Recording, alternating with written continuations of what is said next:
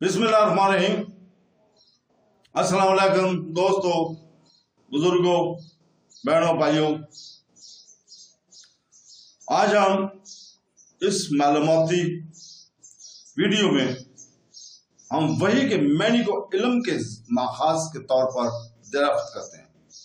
हमारे साथ रहें इस वीडियो में, जब हम इस तसव्वुर की अहमियत और इसकी हिकमत के असूल से क्या तल्लुक़ है अपनी समझ को वसअत दें और इस दिलचस्प मौजू के बारे में मजीद जानने के लिए पूरी वीडियो को देखें और कोशिश करें कि इसको शेयर करें ताकि वो भी लोग मुस्तफीद हो सकें। तो दोस्तों, वही का मतलब है इंसान की रहनुमाई के माफूक अल फितरत हस्ती के जरिए खुदा की तरफ से सच्चाई या किसी इल्म को ज़ाहिर करना। वही का सिलसिला शुरू ही से शुरू होता है और अल्लाह ताला ने सिर्फ अपना पैगाम नाज़िल किया, बल्कि ऐसे रसूल भेजे जिन्होंने बिला तफरीक वही को पूरी इंसानियत में फैलाया। अल्लाह का पैगाम पूरी दुनिया के लिए यकसा है। वही इंसानों को तारीख से रोशनी की तरफ खींचती है। वही से पहले पूरी इंसानियत तारीखी में छाई हुई थी।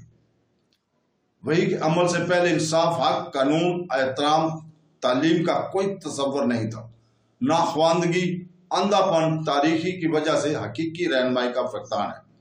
फिर खुदा ने मुआशरे की बेहतरी के लिए बनी नौ इंसान पर अपनी हदायत का ज़हूर करना शुरू कर दिया।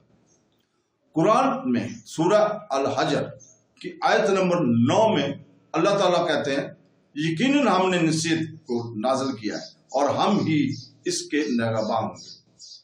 कुरान मजीद की सूरह फसीलात आयत नंबर 42 में भी इसका जिक्र है। अल्लाह ताला फरमाता है, झूठ इस पर ना आगे से आएगा और ना पीछे से। हिकमत वाले काबिल तारीफ की तरफ नाज़िल हुआ है। मोमिनों के लिए वही का हकीकी मैनी कामिल हदायत और रहमत है। अल्लाह ताला सूरह यूसुफ आयत नंबर 111 में फरमाता है, इनकी कहानियों में यकीनन फहम रखने वालों के लिए एक सबक था। कुरान कभी इजाद करदा रवायत नहीं था, बल्कि इसकी तस्दीक है जो इससे पहले है और हर चीज की तफसील और हदायत और रहमत बेईमान वालों के लिए। कायनात के कवानीन खुदा की तरफ से नाज़िल किया गया है। कायनात के कवानीन इंसानों के लिए बनाए हुए नहीं है। ये रब्ब कायनात की नाज़िल करदा है। हर मखलूक अल्लाह की हदायत पर चलती है। सूरज का गुरूब होना और समुद्र की लहरों का उठना और दरिया का बहाव, जमीन के कशिश शक्ल, रात और दिन का दौरानिया सब अल्लाह की मर्जी से होता है। अल्लाह ताला ने न सिर्फ इंसानों पर बल्कि जानवरों पर भी अपनी वही नाज़िल की। कुरान मजीद की सूरह नाहल आयत नंबर 68 में इसका जिक्र है कि तुम्हारे रब ने शहद की मक्खी को अलहाम करते हुए कहा, अपने घर पहाड़ों, दरख्तों और छत्ते में बना लो। जो लोग तुम्हारे लिए बना लेंगे, हर किस्म के फल खाओ और अपने रब के रास्ते पर चलो। वही तालीम और सीखने के तसव्वुर का ऐलान करती है। इकरा का मतलब है पढ़ना। पहला लफ्ज है जो अल्लाह ने नाज़िल किया है, क्योंकि ये सीखे बगैर कि हम वही से कैसे फायदा उठा सकते हैं। सीखना मशक और सिखाने का मरहला है और सीखने के बाद दूसरों को सिखाना हमारी जिम्मेदारी है, ताकि इनकी जिंदगियां भी खुदा की तरफ से फराहम करदा रहनुमाई से रोशन हो। अल्लाह ताला सूरह हलक आयत नंबर 4 में फरमाता है, जिसने कलम से सिखाया। अल्लाह ताला ने हदायत और रसूल सिर्फ इसलिए नाज़िल किए हैं कि वो इंसानों को सिखाएं और इन्हें सही रहनुमाई फराहम करें। कुरान मजीद की सूरह अल हलक आयत नंबर 5 में इसका जिक्र है कि इंसानों को वो सिखाया जो वो नहीं जानता था। वही के जरिए खुदा चीजों को इनके सही जगह पर रखता है।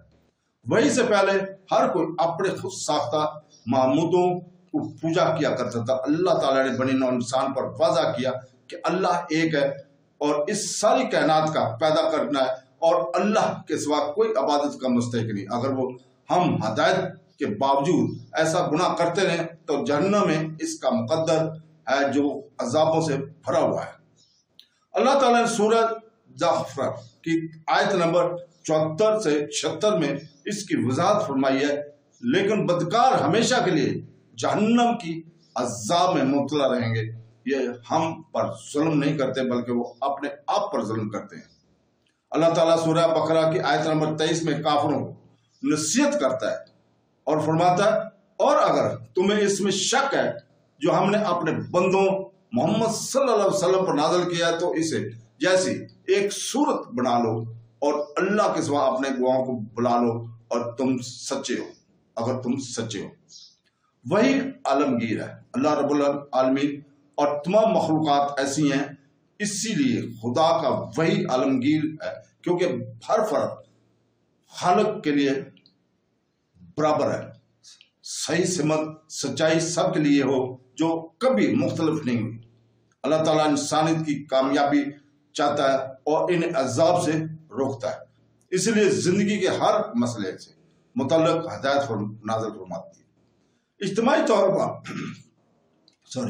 تمام وحی کا خلاصہ ایک کتاب قرآن میں ہے، اور اللہ تعالیٰ سورہ بقرہ میں فرماتا ہے کہ اس کتاب میں کوئی شک نہیں ہے، یہ نیک لوگوں کے لیے ہدایت ہے جو آپ پر اور آپ سے پہلے کی انبیاء پر نازل کیا گیا ہے، اس پر بھروسہ کرتے ہیں۔ تو دوستو، اللہ تعالیٰ سے دعا ہے کہ وہ ہمیں قرآن حدیث پڑھنے اور اس کو سمجھنے اور اس کے اوپر عمل کرنے کی توفیق عطا فرمائے۔ آمین ثم آمین۔ اللہ حافظ۔